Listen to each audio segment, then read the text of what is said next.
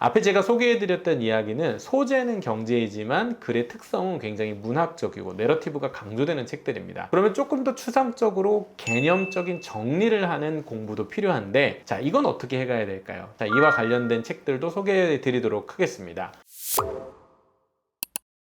자, 이 책은 한 좀 빠르면 초등학교 4학년에서 한 5학년 정도쯤에 읽을 수 있는데, 좋은 돈, 나쁜 돈, 이상한 돈.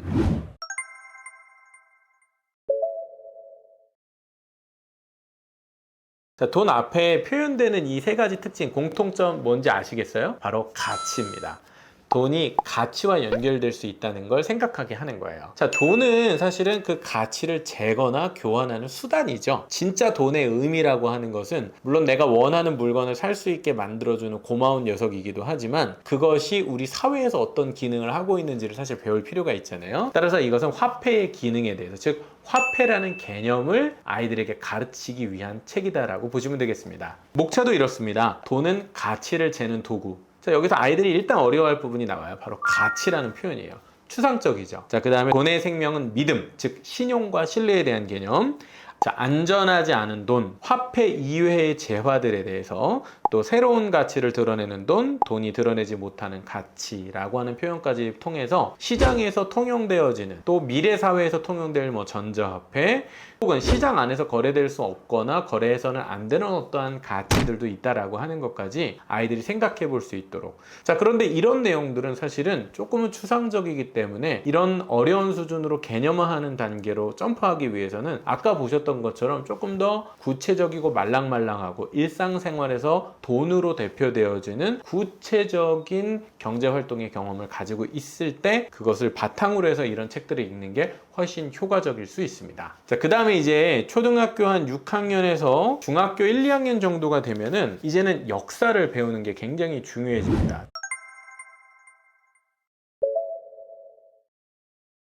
자, 여기서 아주 중요한 포인트인데요. 바로 추상적인 경제 개념을 공부해 가는 데 있어서 그 개념들이 다 따로 놀지 않게 하려면 반드시 그 씨앗들을 꿰는 하나의 흐름, 내러티브가 필요한데, 그건 바로 역사예요. 따라서 경제를 역사로 공부하시는 걸 저를 굉장히 추천을 드리는데, 자, 이 책 같은 경우는 독일 청소년 문학상 탔다 이렇게 마크도 찍혀 있는데, 학원에서는 아이들에게 5, 6년 전부터 계속 읽히고 있는데 애들이 굉장히 좋아하고 수업 효과도 굉장히 좋은, 즉 경제의 전체 그림을 애들이 머릿속에 갖게 하는 거죠. 자, 이 책도 여러 가지 세부적인 내용들이 있는데 사실은 진짜 제대로 공부를 하기 위한 기본적인 설명이 쭉 다 나와 있기 때문에 수준이 제법 높습니다. 사실 저는 고등학생들한테도 이 책 읽으라고 하거든요. 자, 그런데 이 책이 또 중점적으로 다루고 있는 것은 바로 자본주의라고 하는 개념입니다. 단순히 돈과 화폐, 좀 미시적이죠. 그걸 넘어서서 그 돈으로 돌아가는 사회의 모습들이 다양한데, 그 중에 자본주의 사회란 것은 어떻게 만들어졌고 또 어떻게 운영되고 있으며 자본주의 성격이 아닌 또 다른 형태의 사회들과는 어떻게 구별되는지, 따라서 우리 사회가 돌아가는 시스템이 무엇인지 이해할 수 있게 만들어내는 하나의 맥락을 보여준다는 점에서 경제를 역사로 공부하는 게 굉장히 중요하고요. 이 역사적 맥락이 거의 다 생략된 채로 고등학교에 가서 배우게 되는 경제는 진짜로 경제 어려운 전문 용어들, 그리고 그것들이 적용된 어떤 사례들 혹은 문제들을 풀기 때문에 이러한 맥락 없이 그러한 고등학교 때 개념을 교과서로 배우게 되면 굉장히 어렵게 느껴요. 따라서 파편화된 그런 개념들 혹은 너무 어려운 전문 용어들을 익히기 전에 경제의 개념을 역사라는 하나의 내러티브 속에서 이해하는 것이 굉장히 중요하다라는 점을 말씀드립니다. 자, 마지막으로 저희가 중학교 3학년 정도 수준에서 읽히는 책이 있어요. 이전까지 모든 과정을 거쳤던 친구들이랑 같이 읽는 건데, 마르크스 씨 경제 좀 아세요?